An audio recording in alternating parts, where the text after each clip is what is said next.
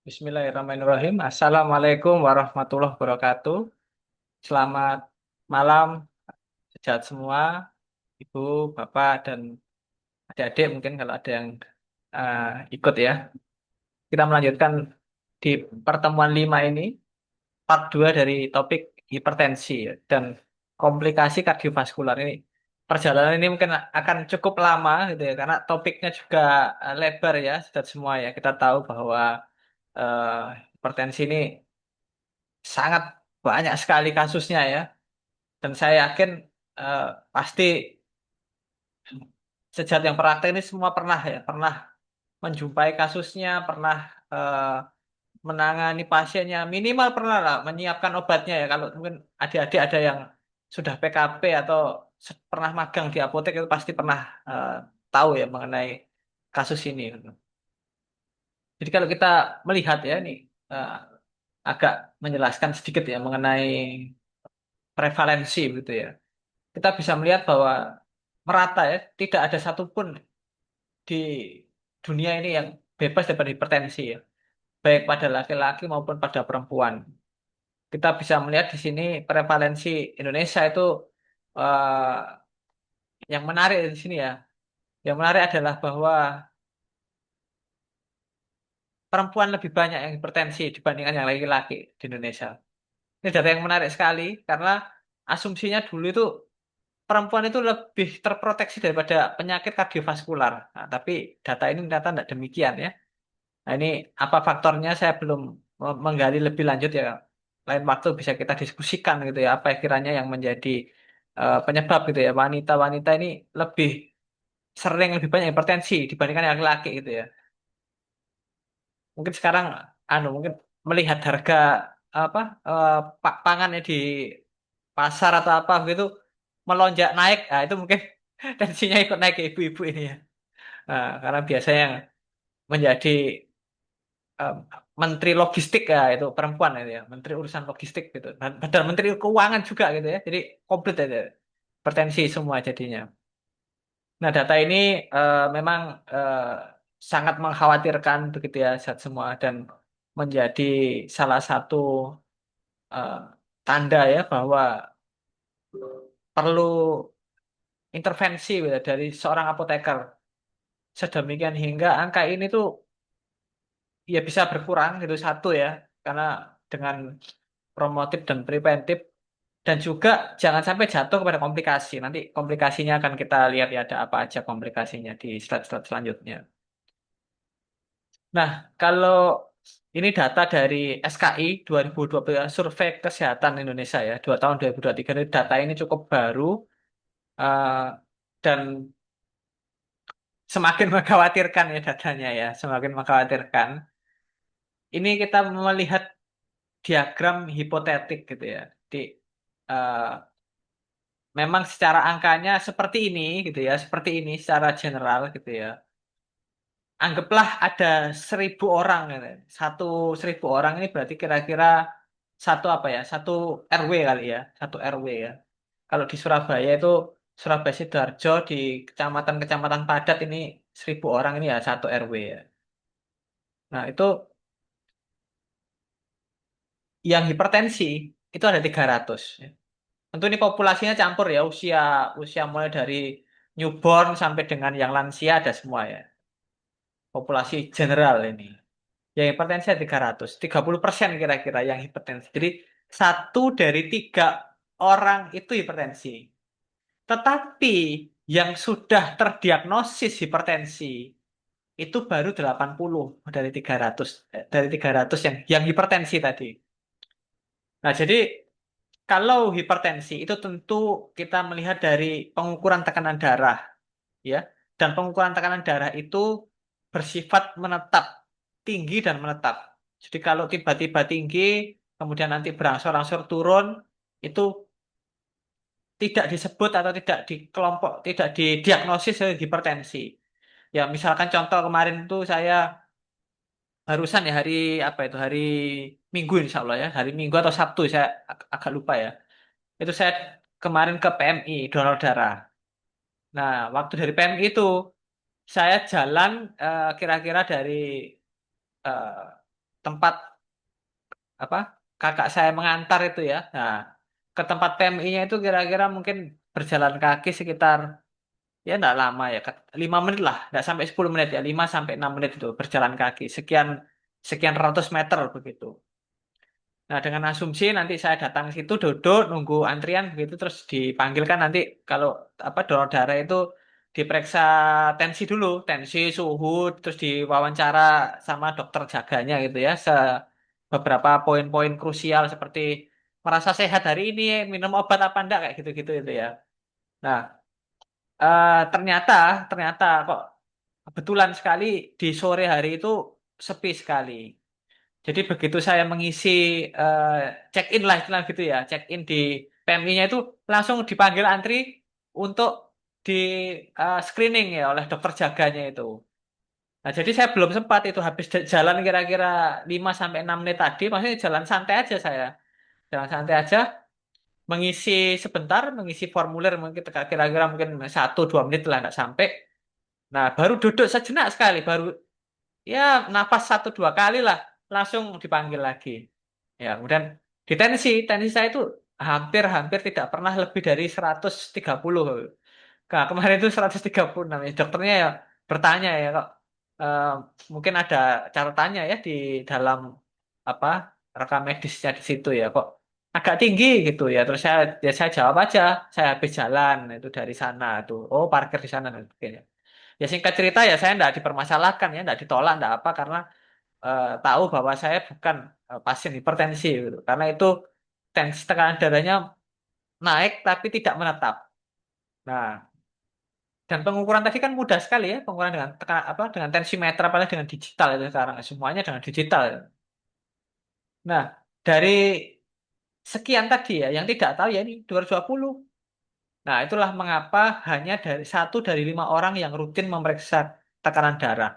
Jadi saya sangat-sangat menganjurkan sekali kepada ibu bapak sejawat ya, mungkin juga adik-adik nanti ya kalau membuka praktek sendiri ya di apoteknya. Nah, silahkan menyediakan itu. Silahkan menyediakan tensi digital aja ya, tensi digital aja. Tapi kalau mau pakai yang manual juga nggak apa-apa gitu ya, nggak apa-apa. Mau yang pakai manual juga nggak masalah gitu. Nah, kalau mau pakai yang digital juga mudah ya, lebih mudah ya, harganya juga tidak terlalu mahal sekarang. Supaya nanti pasien-pasien itu akan, bukan pasien ya, pengunjung lah, pengunjung, customer kita yang datang ke apotek itu ketika melihat ada latensi yang disediakan di meja ya, ditampilkan aja, dipampang aja begitu.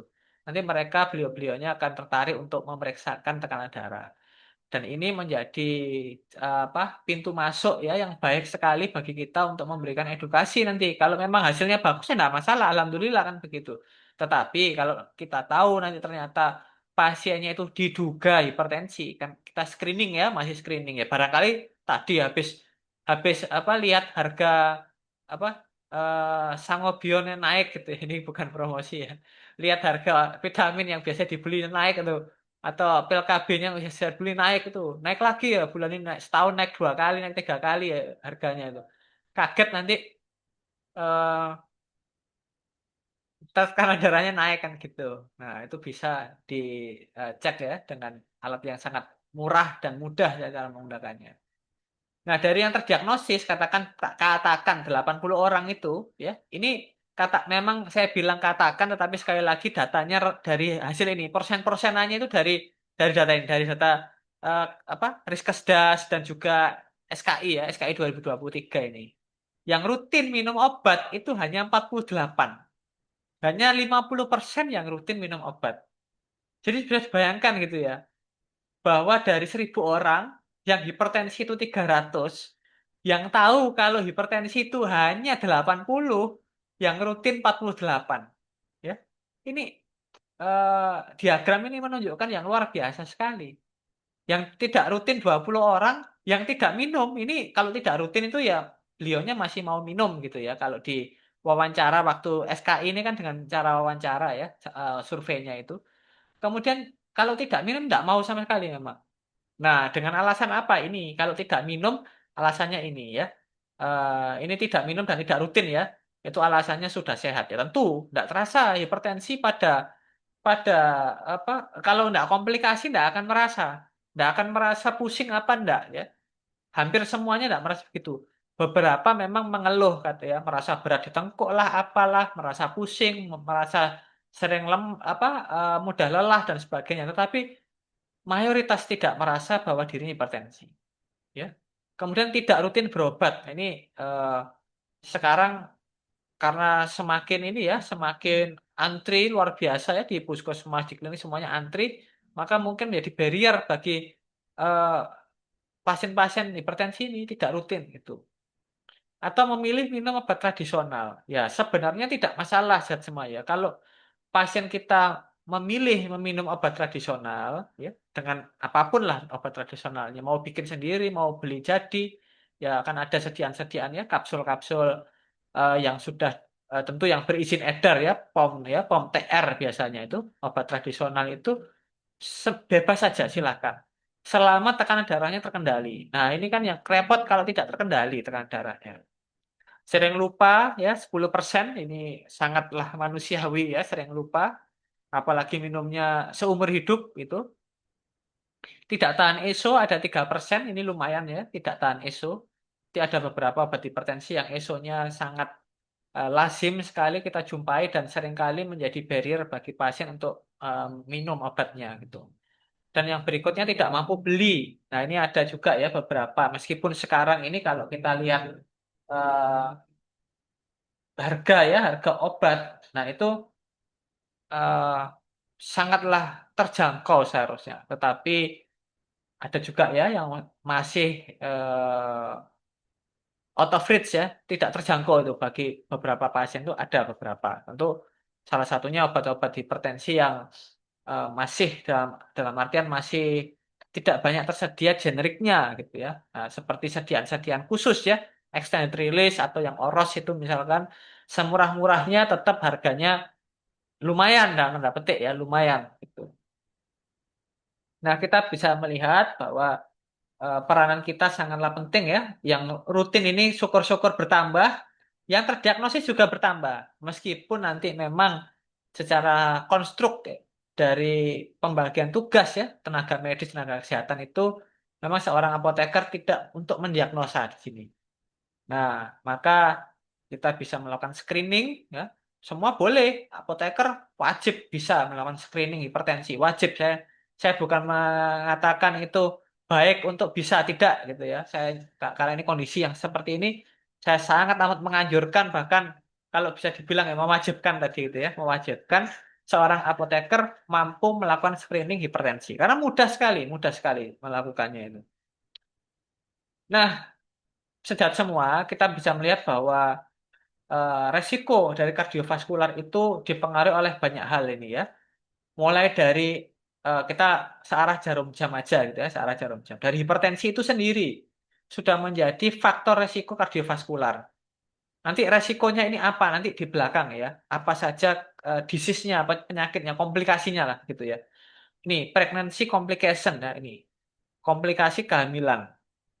Kemudian stres ya, psikososial ini ya. Kemudian low estrogen state ini ya.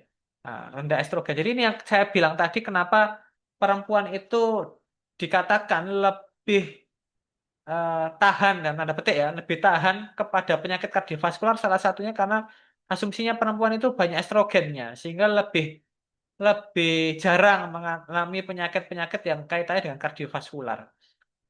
Kemudian pasiennya kalau ini breast cancer treatment, jadi menerima terapi eh, kanker gitu ya, ada autoimun, ada depresi dan seterusnya, dislipid, diabetes, merokok dan obesity. Ini kemarin sudah pernah saya ceritakan ya pasien saya yang BMI-nya berapa kemarin? BMI-nya 30 ya, 30 obes ya, pasien obes. Sekarang BMI-nya itu overweight. Jadi sudah turun 2 tingkat gitu ya dan hampir kalau normal sih masih harus turun lagi berapa kemarin? 10 kilo apa berapa gitu ya sampai normal. Ya, tapi sekarang udah lumayan lah. Dari berat badan awalnya 90-an hampir 100 sekarang sudah masih tetap overweight tetapi sudah tidak obes ya pasiennya.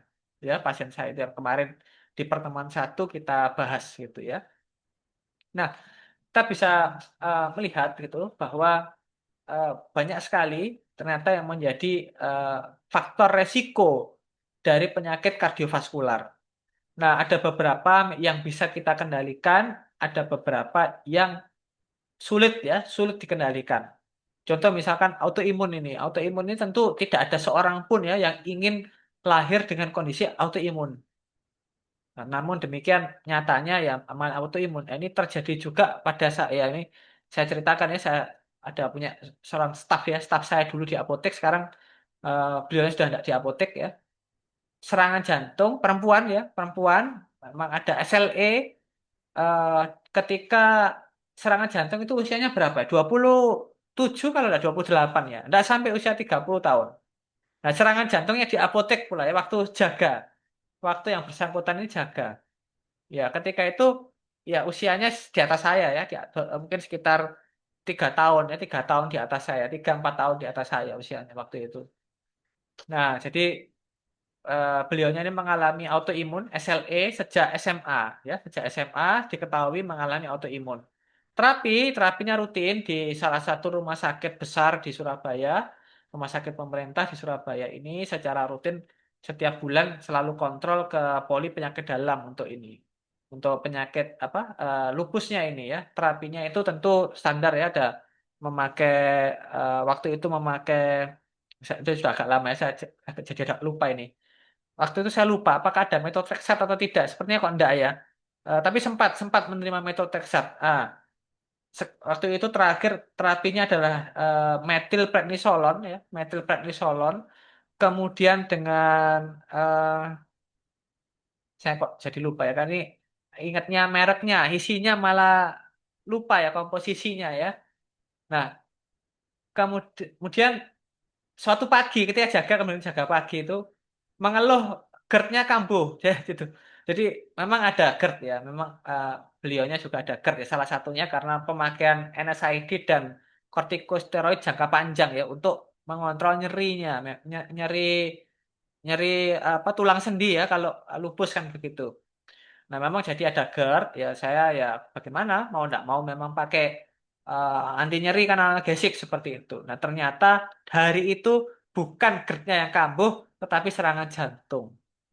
Nah, jadi salah satu risk factor ya, bahwa autoimun di sini menjadi risk factor kepada cardiovascular disease. Ya, tidak ada hipertensi, yang bersangkutan tensinya normal, hanya saja memang anemia. Ya, saya pikir itu sangat lazim juga ya kita jumpai pada pasien-pasien autoimun ya mengalami anemia gitu.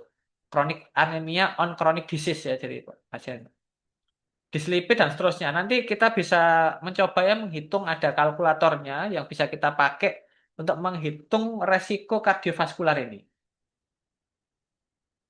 Nah, komplikasinya apa? Ini lagi ya. Jadi kalau tadi ini tidak terkendali ya, maka komplikasinya ada sangat banyak. Mulai dari stroke ini ya, stroke. Nanti bisa lihat, bisa nonton video yang stroke ya, disampaikan oleh teman saya Rizky Hakum. Beliaunya itu alumni dari Maidol University di Thailand ya. Salah satu penelitian, bukan salah satu ya. Memang fokus penelitiannya beliaunya itu tentang stroke ya, tentang penyakit cerebrovaskular ini. Jadi kalau kalau kardio itu cardiovascular disease, kalau stroke ini termasuk cerebrovascular disease. Jadi cerebrovaskular jadi pembuluh darah di cerebro di otak gitu ya.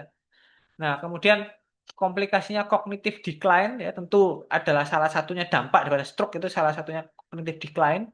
Kemudian heart failure, kidney disease atau kidney failure ya, gagal ginjal nih, gagal ginjal karena hipertensi.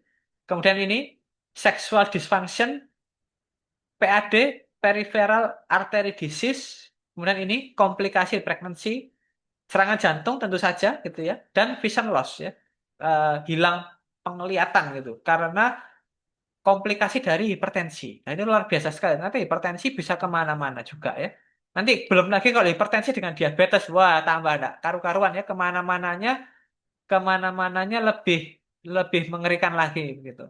Ya, lebih lebih cepat ya mengalami komplikasi-komplikasi kalau hipertensi plus diabetes itu luar biasa sekali. Nanti kita sering kali menjumpai pasien-pasien kita berusia 30 sekian ya 30 40 50 itu sudah komplikasi berat, sudah cuci darah, sudah apa itu karena ternyata salah satunya ya ini uncontrolled hypertension dan diabetes yang tidak terkendali ya gitu. Nah, apa melompat ini ya. Oke, kita lihat dari sini dulu ya. Baru nanti patogenesis ini ke tuker ya ke slide-nya. Nah, kalau kita melihat sudah semua, tentu ini gambar ini plus obat-obatannya, tapi kita supaya mudah kita lihat yang di merah-merah dulu dari bawah. Ini jadi slide apa gambar ini dilihatnya itu dari bawah. Ya. Hipertensi kan kita tahu ya bahwa hipertensi adalah kenaikan tekanan darah yang menetap. Nah, jadi ada kata kuncinya kenaikan tekanan darah yang menetap. Nah, nampaknya kenaikan tekanan darah ini dipengaruhi oleh dua variabel besar, yaitu adalah TPR atau tahanan perifer ya, total peripheral resistance ya, tahanan perifer itu, dan CO atau cardiac output ya, atau apa ini? Luaran jantung gitu ya, output. Ini tentu ketika berkontraksi jantung ya, ketika berkontraksi maka jadilah cardiac output. Nah, kita lihat ke mana ini? Ke kiri dulu ya, ke kiri dulu ini, ke kiri. Nah, TPR, total peripheral resistance, ini dipengaruhi oleh, nah ini, beberapa ya. Satu, karena volume darah. Nah, TPR ini, kalau menganalogikan supaya kita bisa membayangkan mudah begitu ya, Bapak Ibu ya. Tekanan darah ini paling mudah itu anggaplah seperti selang, ya. Selang yang panjang itu ada pompa, ada selang. Pompa itu anggaplah sebagai jantungnya. Kemudian selang itu adalah pembuluh darahnya dan air yang di dalam selang air itu adalah ya darahnya itu sendiri gitu ya, volume darah kan begitu. Nah, apabila di selangnya itu ya di ujung selang total perifer, perifer kan di ujung, di tepi ya, di ujung. Di ujung selang itu kita memberikan agak kita buntu seperti kalau kita siram-siram tanaman kita kan menekan selang itu ujungnya supaya mancurnya lebih jauh kan begitu ya. Nah, supaya mancurnya lebih jauh. Tentu artinya lebih jauh itu karena tekanannya lebih tinggi kan begitu. Karena kita mengecilkan ujung selangnya tadi maka pancurannya menjadi lebih jauh, lebih cepat kan begitu ya. Nah, itu karena tekanannya meningkat.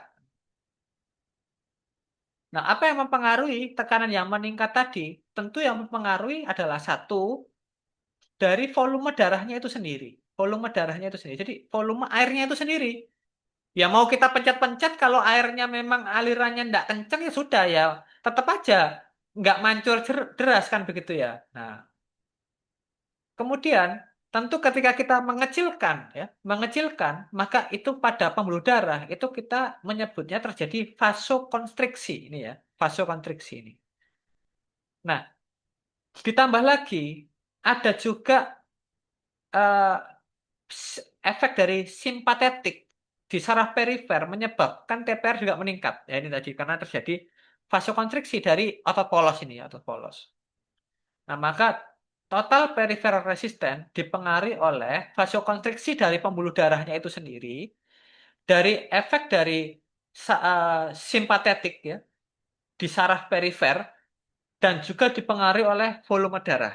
Nah, jadi pengaruhnya ada tiga nih. Volume darah itu dipengaruhi oleh adanya hormon vasopressin yang diproduksi di central nerve system.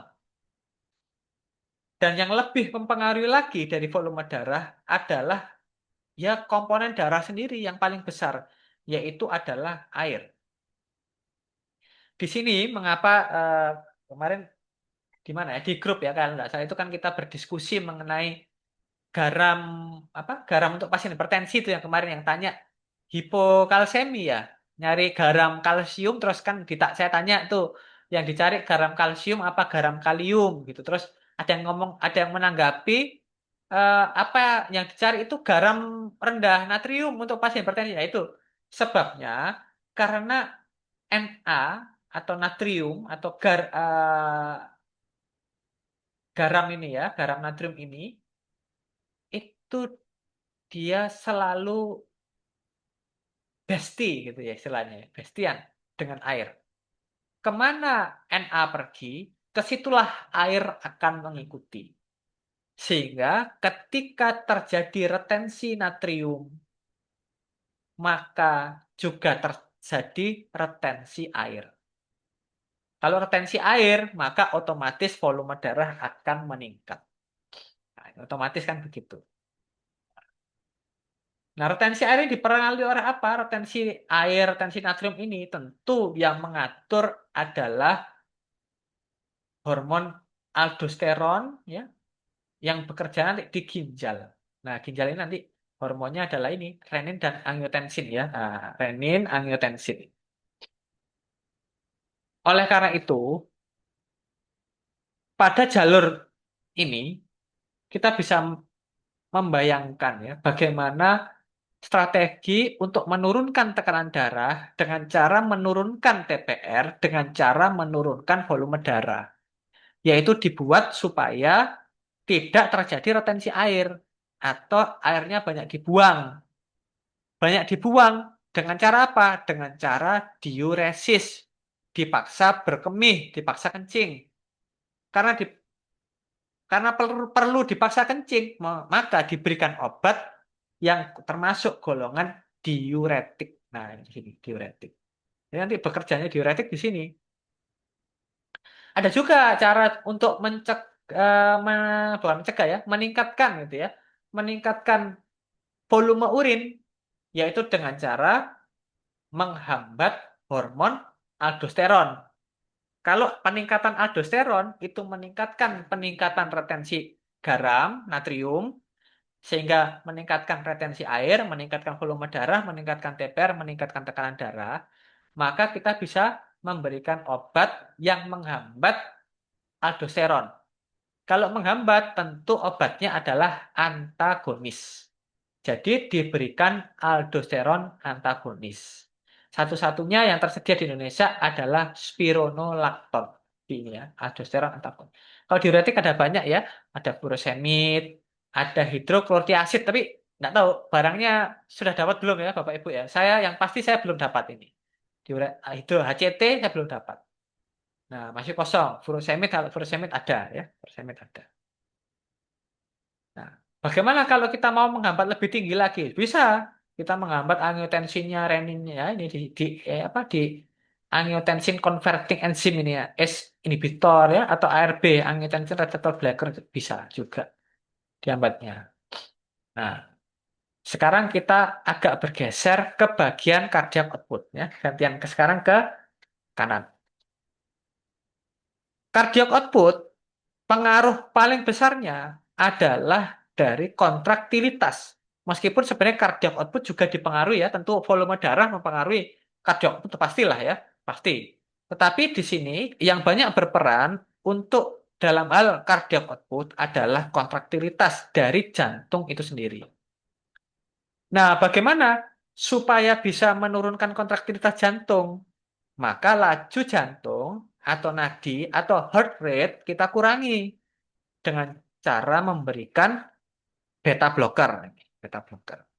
Ya, seperti bisoprolol, seperti atenolol, ya, carvedilol, dan lain sebagainya. Ada banyak juga tuh, ya, beta blocker, ya, pilihan juga banyak.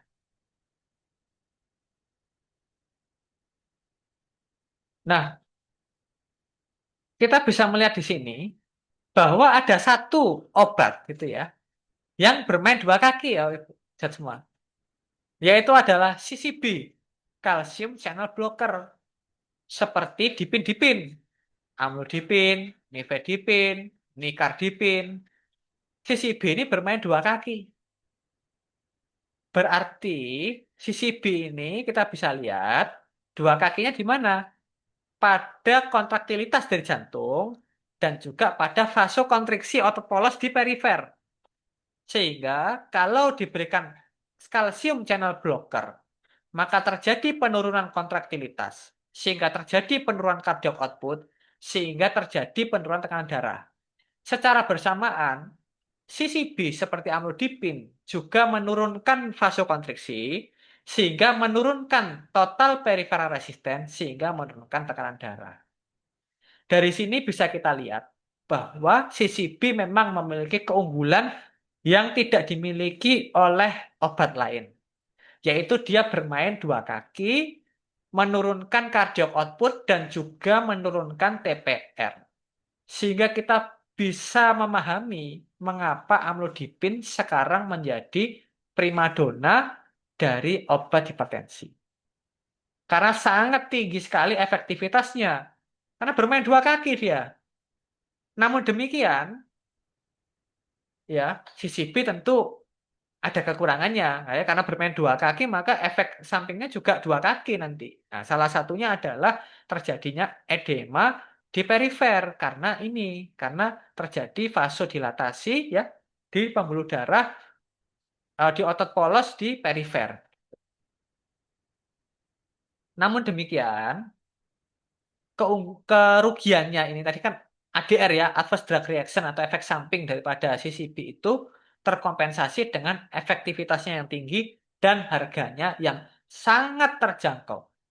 Saat ini kira-kira harga CCB itu berapa ya? Mungkin eh, lebih mahal air minum gelas itu ya dari atau permen ya, lebih mahal permen satu biji daripada amlodipin satu biji harganya.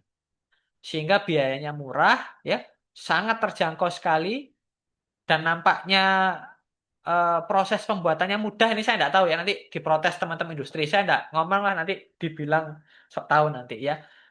Tapi kalau banyak pabrik yang bisa memproduksi itu kan artinya proses pembuatannya relatif mudah. Saya bilang gitu aja dah, relatif mudah gitu ya. Nah, tidak banyak neko-neko nih CCB ini nampaknya. Ya stabil, mungkin juga gitu ya, stabilitasnya baik kan seperti itu. Tetapi tentu ia tidak memiliki efek renoprotektif dan kardioprotektif seperti halnya obat-obat yang di atas ini, yang bekerjanya di RAAS, renin angiotensin aldosteron system. Ya, di sini ada S inhibitor ya golongan pril seperti ramipril, lisinopril, captopril ya yang obat ter apa ya termurahnya kayaknya ya captopril. Tapi rumit Captopril karena sehari harus 2 sampai 3 kali. Beda dengan lisinopril dan ramipril yang bisa sehari sekali. Atau perindropril juga ada. Tapi agak jarang ya perindropril ya. Kalau generiknya lisinopril, ramipril saya yakin relatif mudah ya dijumpai di tempat praktek kita. ARB sekarang juga banyak juga yang sudah banyak generiknya. Harganya juga sudah sekarang semakin terjangkau ya. Golongan sartan-sartan ini terutamanya kandesartan, valsartan itu ya sangat lazim di mana-mana dulu valsartan itu saya masih ingat Bapak Ibu ketika belum ada generiknya itu satu-satunya mereknya itu punya Novartis itu. Wah, harganya luar biasa. Waktu itu ya karena eh, memiliki keunggulan ya ARB ini memiliki efek renoprotektif dan kardioprotektif yang tidak dimiliki oleh CCB, tidak dimiliki oleh yang lain ini ya, oleh AA, diuretik, beta blocker dan sebagainya ini maka pasien dulu yang memerlukan valsartan itu ya eh, perlu merogoh kocek dalam-dalam gitu ya karena tentu sediaannya tidak ada generiknya waktu itu ya tahun-tahun ketika itu. Sekarang lah namanya kandesartan ya valsartan itu generiknya udah beberapa pabrik ya yang memproduksi itu. Opsinya banyak ya, mudah didapatkan, harganya juga luar biasa terjangkau. Nah, yang lain-lain seperti alfa 2 agonis dan alfa satu blocker memang relatif jarang begitu ya, relatif jarang kita gunakan dalam terapi, tetapi itu juga salah satu opsi terapi yang tersedia. Terutamanya nanti seperti alfa satu blocker ini ya, seperti dan alfa 2 agonis ya, seperti clonidin dan melildopa itu ya, kan dia adalah alfa ya. Itu memiliki eh, kekhasan tertentu digunakan untuk kondisi-kondisi tertentu juga gitu. Jadi masih ada tempat ya bagi kedua obat tersebut ya. Oke, dari sini mungkin ada yang perlu kita sharingkan, mungkin di chat saya lihat dulu. Kalau ada yang mau tanya boleh ya raise hand ya. Nanti saya ask to unmute. Ini memang karena kita record untuk nanti kita tayangkan di YouTube. Jadi mohon maaf sekali untuk mikrofon memang saya nonaktifkan semua, tidak bisa unmute sendiri. Ibu Rosi, kalau tensinya naik lihat. Ya ini kata Indra, terima kasih Pak Indra join malam ini ya ditabrak aja gitu ya. Kalau ditabrak apa enggak tambah naik Pak Indra ya. Nah, saya khawatir nanti tambah naik malah terjadi ini ya heart attack nanti ya kalau tabrak-tabrak gitu ya. Nah, Ibu Rosi lagi, kondisi pasien bagaimana? Kita berikan nifedipin salut selaput, beda dengan paten apa berpengaruh. Oh ya, jadi sediaan nifedipin yang tersedia di Indonesia itu seingat saya ya ada tiga ya Bapak Ibu ya. Seingat saya ada tiga nifedipin. Nifedipin salut selaput atau yang kita sebut sebagai nifedipin immediate release. Jadi nifedipin ini segera dilepaskan, immediate release, segera lepas ya. Pokoknya salutnya larut, tabletnya apa terdegradasi ya nanti maka akan melarut ya nifedipinnya diserap gitu. Kemudian yang kedua adalah nifedipin extend release ya. Itu saya tidak tahu ya sediaannya itu saya ingat aja pabrik satu itu ya. Saya kok lupa ya mereknya ya. Ya enggak saya sebut lah mereknya ya. Ada satu saya pernah sempat punya gitu ya. Pernah sempat punya nifedipinnya extend release. Jadi bukan yang oros. Kalau yang oros itu dia juga extend release, tetapi cara cara pelepasannya itu adalah dengan osmotic system ya. Jadi tabletnya itu kan ada lubangnya. Kalau Bapak Ibu pernah kalau sekarang itu adalah itu kemasannya anu ya, enggak transparan ya kalau enggak salah ya. Seingat saya yang baru ini yang kemasan baru ini sudah enggak transparan. Kalau dulu itu bisa kita lihat Bapak Ibu di dalam apa tabletnya itu bisa kita lihat karena kemasannya itu blister gitu ya, blister. Ya blister ya nampak ya seperti tablet itu nampak di dalam meskipun ya enggak nampak enggak yang blister bening itu enggak ya. Blisternya warna warna merah kalau enggak salah ya warnanya. Kok saya agak lupa ini warnanya. Nah, itu kita bisa lihat bahwa tabletnya itu ada lubangnya ya, ada titiknya. Nah, titik di oros itu kan dibuat dengan laser. Nah, nanti nifedipinnya itu keluar sedikit-sedikit dari lubang itu. Nah, kira-kira demikian. Jadi ada dua, kalau kita kelompokkan jadi dua besar aja, nifedipin yang immediate release dan nifedipin yang extend release. Baik itu dengan mekanisme ER yang apa gitu ya, mungkin dengan pengikat dan sebagainya ya. Dan yang ketiga tadi adalah yang oros itu juga termasuk extend release atau control release ya, tetap seperti itu ya. Nah, kalau kita bicara sekarang untuk terapi hipertensi, ya, hipertensi secara general, maka yang direkomendasikan adalah nifedipin sediaan yang extended atau control release, bukan nifedipin yang immediate release. Mengapa demikian? Kita bisa lihat di sini bahwa sesediaan CCB, ya, apapun CCB-nya, itu bermain dua kaki. Kalau bermain dua kaki, maka efek penurunan tekanan darahnya itu sangatlah kuat ya. Ditambah lagi kalau nifedipin immediate release, maka selain kuat dia juga cepat. Karena obat ini memiliki onset of action yang sangat pendek, ditambah lagi memiliki waktu paruh yang pendek sehingga untuk mencapai steady state itu cepat sekali tercapainya. Nah, dampaknya apa? Dampaknya ketika tubuh itu terpapar dengan nifedipin yang immediate release, maka tiba-tiba terjadi penurunan tekanan darah yang cepat, maka yang terjadi adalah tubuh melakukan kompensasi. Jadi melawan balik tubuhnya. Ya, sedemikian hingga terjadilah eh, efek ya rebound hypertension. Jadi kalau obatnya sudah efeknya berkurang, maka dia cepat sekali untuk rebound juga. Ditambah lagi, untuk terapi kronis, penggunaan dengan regimen 3 kali sehari, seperti nifedipin yang immediate release kan 3 kali sehari, itu ya kurang menguntungkan bagi pasien ya. Kurang nyaman bagi pasien, karena sehari harus minum 3 kali. Dibandingkan kalau menggunakan sediaan yang extended release atau control release. Atau memang menggunakan CCB yang memiliki waktu paruh yang panjang, seperti amlodipin. Nah, jadi seperti itu. Jika jawabannya pada kondisi pasien umum, maka yang direkomendasikan adalah nifedipin yang sediaan kontrol rilis, baik itu eh, ER atau yang oros. Sedangkan nifedipin yang salut selaput sudah tidak direkomendasikan lagi. Tapi kok masih dipakai untuk kondisi tertentu? Justru karena kecepatannya menurunkan tekanan darah, maka nifedipin yang salut selaput, yang immediate release, digunakan untuk kasus-kasus yang butuh penurunan dengan cepat. Contohnya adalah pada crisis hypertension pada kehamilan. Nah, selain karena ya pilihannya itu nifedipine yang safe untuk kondisi pregnancy, ditambah lagi dia bisa cepat menurunkannya. Kan kalau pregnancy kita lebih banyak memilih menggunakan metil dopa ya karena yang lain-lainnya ini safety-nya tidak sebaik metil dopa. Kira-kira demikian ya. Mudahnya seperti itu ya penjelasan singkatnya.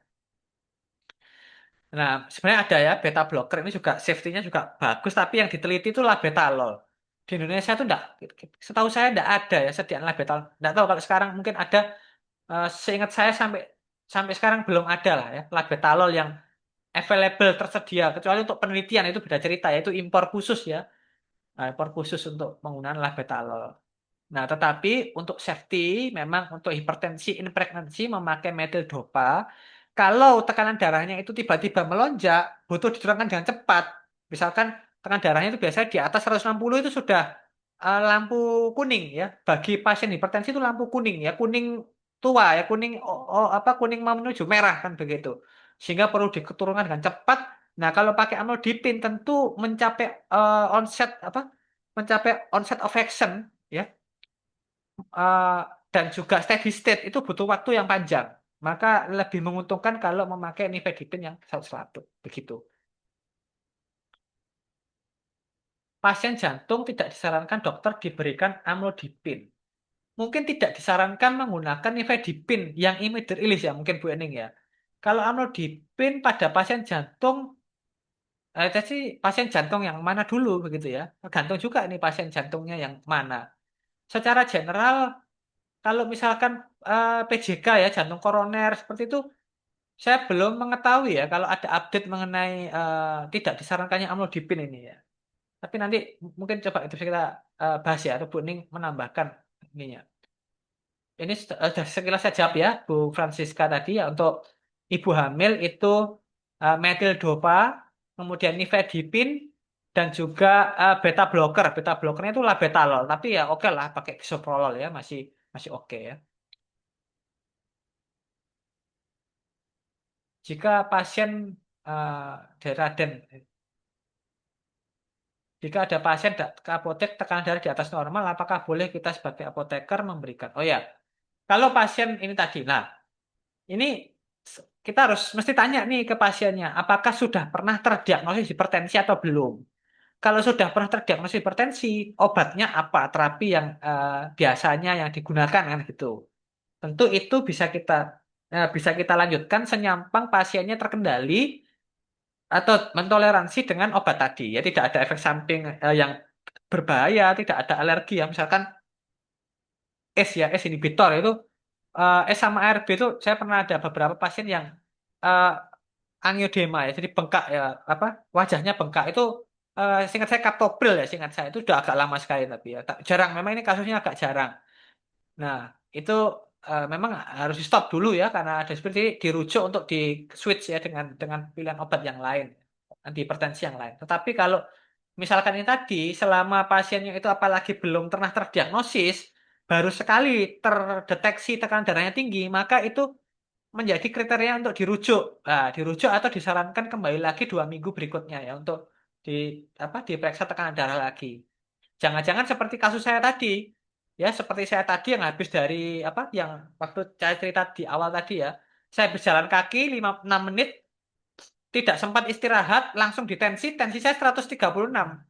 Itu kalau eh, dokternya atau siapapun lah ya mengatakan, oh ini primadi hipertensi, ya salah sekali. Salah sekali, oh. Tekanan darah saya itu normalnya kalau diberi kesempatan istirahat ya turun. 100 kalau sekarang tensi ya 110, 117 biasanya begitu. Ya tinggi-tinggi lah 120 sekian gitu ya. Itu kalau apa berdiri ya habis berdiri agak lama gitu terus kemudian tensi ya agak tinggi sedikit ya. Tetapi masih di bawah 130 yang merupakan batas kriteria untuk penegakan hipertensi ya 130/90 gitu. Apakah bisa menggantikan HCT dengan furosemid? Nah, ini pusing juga ini Pak Indra. Jujur saja saya pusing ya dengan kekosongan HCT ini. Karena HCT dan furosemid ini masing-masing punya karakteristik sendiri. Misalkan HCT, HCT itu dibandingkan furosemid, HCT ini jauh lebih stabil untuk mengendalikan tekanan darah. Jadi sangat bagus sekali untuk opsi terapi hipertensi yang butuh jangka panjang. Berbeda dengan furosemid yang sifatnya diuretik yang cepat sekali, istilahnya apa ya? Furosemid ini kan waktu paruhnya itu 6 jam ya, hanya 6 jam waktu paruhnya. Nah, sedemikian hingga ketika stop furosemid itu mudah sekali tekan darahnya berangsur-angsur naik. Ditambah lagi furosemid ini kuat sekali ya, terlalu kuat di bahkan ya. Jadi kalau tekanan darahnya udah normal dengan furosemid terus ini ya tidak baik ya karena lama kelamaan membebani fungsi ginjal gitu ya lama kelamaan. Nah, salah satu yang menjadi concern saya itu ya kalau kosong seperti ini tuh bagaimana opsi nggak ada lagi masalahnya cuma seingat saya itu HCT ya cuma satu itu ya Pak, ada lagi nggak ya pabriknya, seingat saya kok nggak ada lagi selain selain yang satu itu ya, mungkin ada tetapi saya mungkin nggak update ya. Spiro juga sama. Spironolakton ya bisa ya. Spironolakton itu memang bisa untuk ini juga ada opsi kan ini aldosteron antagonis. Tetapi spironolakton ini kekurangannya adalah meningkatkan kalium. Nah, jadi pasien yang menerima spironolakton itu secara berkala perlu dirujuk untuk diperiksa kadar kaliumnya supaya tidak terjadi hipokalemi. Nah, kalau furosemid kebalikannya bisa terjadi hipokalemi ya, hipokalemi. Nanti pasien hipokalemi itu saya pernah punya ya, pasien hipokalemi itu ya sudah lansia, saya tidak tahu itu kalau tidak salah memang muntaber gitu ya. Jadi lansia muntaber itu seperti stroke. Nah, terus telepon kan ke apotek gitu. Nah, bilangnya stroke. Udah, saya nggak mikir, nggak tanya macam-macam ya karena bilangnya stroke ya. Saya ke puskesmas dulu ya gitu ya, ke puskesmas dulu gitu. Nah, sambil ke puskesmas itu akhirnya terungkaplah bahwa kelemahannya itu dua sisi. Jadi tidak bisa berdiri ke kanan kiri gitu ya, kanan kiri. Nah, karena kanan kiri jadinya saya, istilahnya untuk stroke itu jarang sekali ya. Kalau stroke itu pasti satu sisi ya, mau kanan aja apa kiri aja gitu. Ini kanan kiri. Nah, setelah benar setelah diinfus sering gerlaktat langsung seger bisa jalan lagi. Pulang itu jalan gitu ya. Tadi masuknya itu dibopong gitu ya, pakai kursi roda apa begitu. Ya cerita ya anaknya cerita ya itu habis diinfus setengah jam langsung minta pulang ya jalan kaki. Ya itu karena hipokalemi pasiennya, karena muntaber tadi ya, muntaber. Kombinasi spiro dan furosemid, ya memang ini opsinya. Tetapi ya itu tadi terlalu kuat nanti jadinya ini. Nah, ini repot ya. Jadi eh, saya masih belum bisa memberikan jawaban yang baik ya kalau HCT kosong ini opsi terapinya jadi seperti apa. Selain memang mau pakai furosemid atau spironolakton, memang dua ini yang bisa kita sarankan. Tetapi dengan catatan-catatan. Kalau pakai furosemid maka perlu dilihat ya produksi urinnya, kemudian apa tekanan darahnya ya jangan sampai terlalu ngedrop dan jangan sampai dehidrasi juga karena kalau dehidrasi dipaksa kencing maka tentu sangat berat sekali ya untuk fungsi ginjalnya. Ditambah lagi tadi hipokalemi ya, ini waspada terjadi hipokalemi. Kalau spironolakton kebalikannya juga terjadi hiperkalemi begitu. Nah, saya naik sedikit di sini ada Bu Ening. Terima kasih. Sharing ini bagus sekali. Terjawab Bu pertanyaannya terjawab sendiri oleh Bu Ening sendiri bahwa tidak disarankannya amlodipin itu karena pasiennya mengalami kaki bengkaknya tadi ya. Karena sisi B amlodipinnya itu menyebabkan vasodilatasi kan kebalikannya. Kalau ada sisi B jadi vasokonstriksi maka kebalikannya vasodilatasi. Vasodilatasi dari otot polos di perifer. Nah, dampaknya vasodilatasi otot polos di perifer ini nanti menyebabkan terjadinya edema di perifer. Nah, itu. Dan seringkali pasiennya ada beberapa yang tidak tahan ya karena merasa kakinya seperti digandoli. Ya wajar ya bengkak di kaki ya edema seperti digandoli. Kalau kaki bengkak dikasih nifedipin sama aja. Nifedipin malah sama aja ya. Nifedipin sama amlodipin sama aja. Cuma memang amlodipin lebih sering sebabnya karena amlodipin waktu paruhnya lebih panjang dibandingkan nifedipin. Tetapi kerugiannya nifedipin itu tadi Kalau pakai itu harus pakai yang extended release atau yang oros untuk terapi hipertensi. Kecuali hipertensi pada kondisi khusus tadi ya, untuk krisis hipertensi yang memang butuh cepat kita. Tetapi kan itu tidak terus-menerus digunakan. Karena kalau terus-menerus digunakan malah karena terjadi fluktuasi naik turunnya tekanan darah itu malah tidak baik ya bagi jantung ya. Mudahnya demikian ya kalau kita bicara sama pasien ya. Kenapa kok yang nggak disarankannya kok yang mahal? Jangan-jangan ini pingin untung aja buat apoteknya kan gitu. Enggak ya, ini bukan kita menyarankan oros atau extended release amlodip apa maaf nifedipin yang harganya lebih mahal dibandingkan nifedipin yang generik yang immediate release itu. Bukan karena kita kan yang generik itu harga berapa? 2000 HET-nya itu 2000 berapa kan gitu ya HET-nya itu. Ya, bukan karena itu ya, bukan karena itu, tetapi karena semata-mata karena justru keunggulan daripada nifedipin yang oros dan juga kerugian dari immediate release bahwa terjadi fluktuasi tekanan darah yang malah membebani jantung nanti untuk long termnya tidak baik kan gitu. Oke, Bapak Ibu, saya bergeser ya sambil silakan kalau mau ada pertanyaan mau resen juga masih dipersilakan ya. Kita bahas sedikit ya mengenai patogenesis dari komplikasinya ini ya, patogenesis dari komplikasinya. Kenapa kok tadi ya eh, menyebabkan ini ya kok vision loss, heart attack dan sebagainya itu mudahnya di sini ya. Nah, kita bisa melihat, kita lihat dari kanan tadi ke kiri dulu, sekarang ke kanan dulu ya, kanan dulu. Ini kanan kebetulan lebih lebih banyak gitu ya. Nah, hipertensi menyebabkan kerusakan dari pembuluh darah arteri. Apabila kan tekanan darahnya tinggi ya, sama kayak selang ya, selang pompa itu dipaksa terus tekanan darah, tekanan tinggi, maka terjadi kerusakan dari selangnya tadi atau pompanya juga lama-lama rusak kan begitu. Nah, kerusakan arteri ini menyebabkan kita ke kanan lagi ya, ke kanan lagi dulu. Lemahnya dari eh, pembuluh darah itu. Nah, weaken, melemah. Nah, sekarang melemahnya di mana? Melemahnya itu di pembuluh darah di mata, pembuluh darah di ginjal, atau pembuluh darah di otak, di cerebral. Nah, kalau pemelemahannya itu di pembuluh darah di mata, maka nanti dampaknya terjadi retinopati. Ya, retinanya terjadi kerusakan. Retinalnya rusak, ya vision loss nanti jadinya. Bagaimana kalau di ginjal kerusakannya? Ya tentu saja menyebabkan renal failure. Kalau di otak, nah menyebabkan ini hemorrhagic stroke. Nah ini sayang sekali lagi-lagi saya ada cerita ya keluarga saya sendiri ya Pak D saya, ya, kakaknya bapak gitu ya.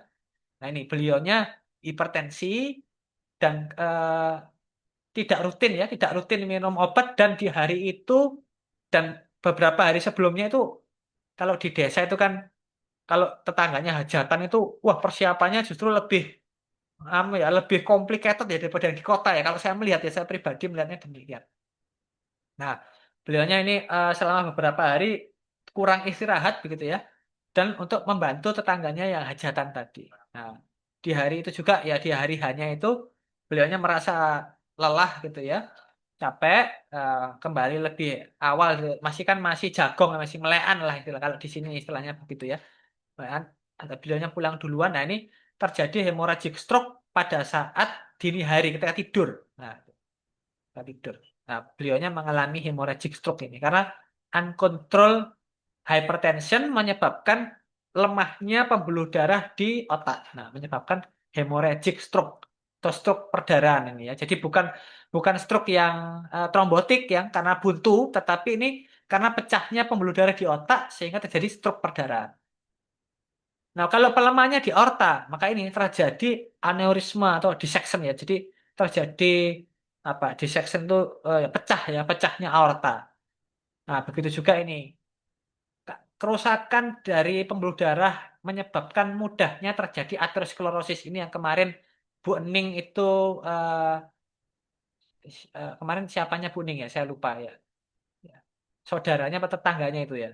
Nah, itu yang yang kemarin dibilang itu banyak keraknya. Nah, itu ya, dokternya memakai istilah banyak keraknya. Nah, keraknya itu adalah ya ini, aterosklerosis. Keraknya itu adalah dari lipid ya, kebanyakan lemak-lemak. Nanti di topik PJK akan kita perdalam ya untuk aterosklerosis ini. Nah, sementara mudahnya banyak plak ya, plak dari lemak tadi, sebenarnya kombinasi ya lemak dan eh, sel makrofag sebenarnya di situ ya isinya ya. Nah, maka nanti memudahkan ya, tergantung di mana ya aterosklerosisnya atau plaknya atau keraknya tadi di mana tergantung. Kalau keraknya tadi di pembuluh darah otak, cerebral vessel, maka terjadinya stroke juga, tetapi stroke-nya stroke iskemik. Kalau stroke iskemik itu karena buntu. Buntu ya, terjadi iskemia. Iskemia itu suatu kondisi di mana suplai oksigen dan nutrisi berkurang. Nah, itu namanya iskemia. Kalau di pembuluh darah jantung, nah jelas terjadinya ini myocardial ischemic infarct. Nah, jadi terjadinya serangan jantung ya di sini, serangan jantung itu di sini. Nah, kalau hypertension juga meningkatkan ini afterload ya, terjadi afterload. Peningkatan afterload. Afterload ini afterload ini tekanan darah yang tinggi tadi ya, tekanan darah yang tinggi. Terjadi disfungsi sistolik ya, kemudian left ventricular hypertrophy dan terjadi ini meningkatnya myocardial oxygen demand. Nah, jadi supaya memompanya lebih kan karena tadi ya tekanannya tinggi, maka untuk memompa kan butuh ekstra, tenaga ekstra. Nah, tenaga ekstra itu menyebabkan kebutuhan oksigen jantung ya. Myocardial oxygen demand meningkat. Nah, sedangkan kalau sudah ada penyempitan, nah maka ketidakseimbangan antara suplai oksigen dan nutrisi ke miokard menyebabkan iskemi. Tadi kan ini sudah jalurnya itu menyempit, tetapi justru demand-nya oksigen meningkat. Nah, maka semakin mudah kan terjadi serangan jantung atau myocardial ischemic infarction ini. Ya. Nah, dan seterusnya ini kalau yang di sini systolic dysfunction, left ventricular hypertrophy menyebabkan diastolic dysfunction.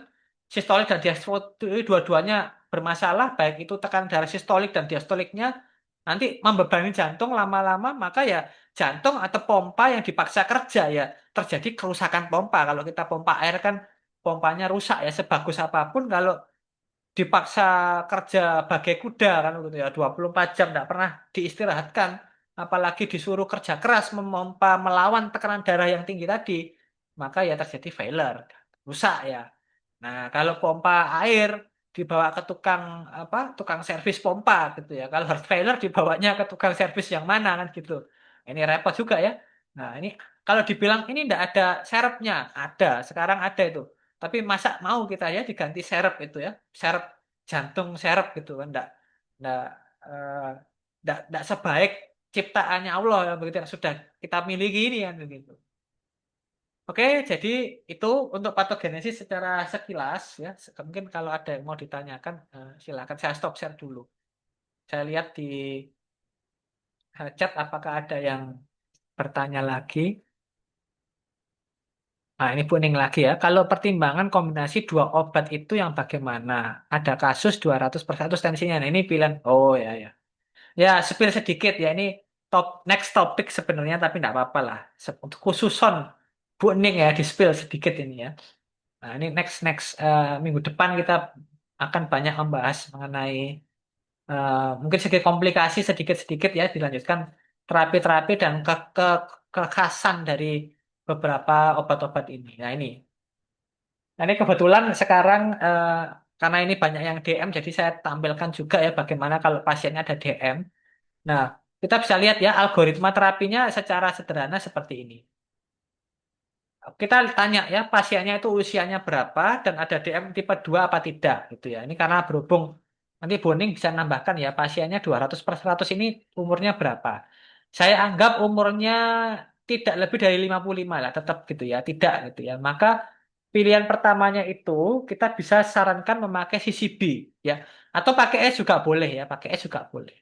Tentu kalau dengan satu obat tidak merespon ya dalam hal ini kita evaluasinya itu 3 bulan ya. 3 bulan tidak ada respon setelah dipastikan pasiennya bisa mengikuti jadwalnya dengan baik, sudah berusaha mengurangi intake natrium, berolahraga ya. Olahraganya itu disesuaikan dengan kondisinya ya. masih belum bisa mengendalikan tekanan darah sampai target. Setidaknya target pertama kan 140, kurang dari 140 per 90. Nah, tercapai atau tidak, tidak nih selama 3 bulan. Kalau tidak tercapai, maka kita lanjut ke pilihan dua, yaitu kombinasi. Kalau tadinya pasien memakai S atau ARB, maka kita tambahkan CCB atau tiazid. Tiazid ini yang sekarang barangnya lagi hilang ya. Tapi kalau pasien sudah pakai CCB, maka sama juga ditambahkan S atau ARB atau tiazid. Jadi seperti itu. Nah, kalau masih tidak respon lagi, 3 bulan lagi, masih itu 100 ya sudah turun. Sekarang 158, misalkan gitu ya. 158 per 95, misalkan gitu. Maka kita bisa tambahkan lagi. Pakai S ya atau ARB ditambah CCB dan tiazid. Nah, jadi pakainya ini. Pakai katakan lisinopril. Berarti obatnya tiga nih, lisinopril, amlodipin, plus hidroklorotiazid. Nah ini cuma saking aja barangnya hilang gitu ya. Pakai spironolakton atau furosemid. Tapi nantilah kita coba bahas ya. Spironolakton ini karena kalium ini ya, masalah kalium. Atau pakai kandesartan juga bisa. Kandesartan tambah nifedipin oros, misalkan gitu ya, boleh. Ditambah tiazid. Cuma itu kok tiazid. Nah, jadi pilihannya begitu. Kalau bisa merespon bagaimana? Ya merespon ya cukup dua ini aja. Pakai Ramipel sama amlodipin. Oh, boleh sekali, silakan. Amlodipin, Ramipel itu bagus sekali. Nanti mungkin minggu depan ya kita mulai masuk ya karena nanti ada terapi namanya compelling indication. Oh, di slide-nya belum masuk di sini. Ya memang memang karena topiknya belum sampai sana. Oke. Terakhir ini tadi kita mulainya 15 menit jadi nanti hari ini kita akhiri 19.45. Kalau diastoliknya relatif tinggi, sistoliknya normal, biasanya pengaruh dari bagian. Wah, ini menarik ini ya. Ini ada kasus namanya isolated systolic hypertension namanya. Jadi yang tinggi itu hanya sistoliknya. Sedangkan, maaf, diastolik ya, diastoliknya. Jadi isolated diastolic hypertension. Jadi yang tinggi itu hanya diastoliknya. Nah, maka kita bisa membayangkan ya Bapak Ibu bahwa tekanan tekanan darah sistolik itu ketika jantung memompa darah, memompa. Ya, berapa tekanannya? 100, 110, 120 atau tadi 200 ya kayak pasiennya Bu Ning. Bu Ning ini kasusnya banyak ini. Saya juga pernah tadi mendapat pasien 200 ini juga pernah beberapa kali ya. Nah, diastoliknya adalah ketika jantung mengalami relaksasi. Nah, jadi relaksasi maksimal tekanan darahnya berapa?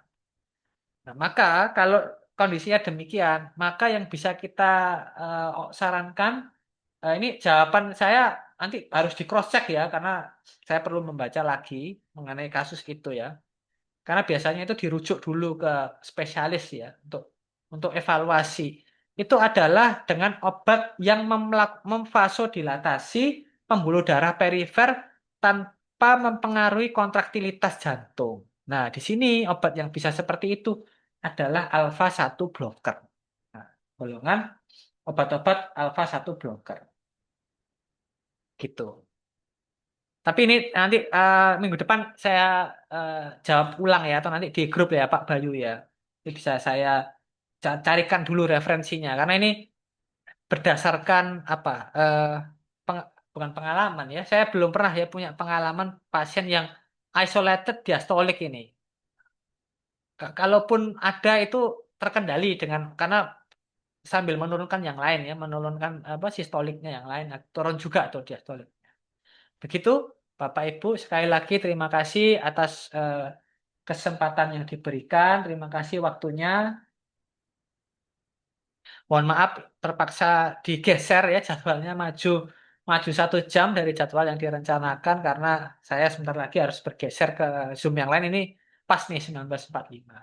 Sekali lagi, semua yang eh, kita diskusikan malam ini semoga bisa diterapkan dalam praktek kita sehari-hari dan apabila mungkin ada adik-adik mahasiswa atau teman-teman fresh graduate yang join ya supaya bisa bermanfaat lah minimal untuk ngerjakan apa? Ngerjakan laporan atau ngerjakan nanti yang ngerjakan OSCE atau Ukom ya gitu ya. Nah, tapi yang lebih penting lagi nanti diterapkan ketika praktek untuk menolong masyarakat. Ya minimal untuk diri kita sendiri, untuk keluarga, syukur-syukur untuk masyarakat yang lebih luas. Demikian, terima kasih sekali senior-senior yang hadir di sini. Ada Bu Ening ya. Sekilas saja saya enggak ada Pak Indra, ada Pak Bambang Sidarta ya, ada TST dan lain sebagainya yang tidak bisa. Pak Lutfi juga, Pak Lutfi di ada Pak Rofik ya, terima kasih senior saya juga Pak Rofik. Sudah Pak Surya, waduh ada Pak Surya juga. Malam Pak Surya, terima kasih banyak. Saya akhiri. Wassalamualaikum warahmatullahi wabarakatuh. Bapak Ibu jangan lupa yang belum order bukunya Pak Bambang, nah segera order ya. Ini saya putarkan video promosinya lagi gitu ya.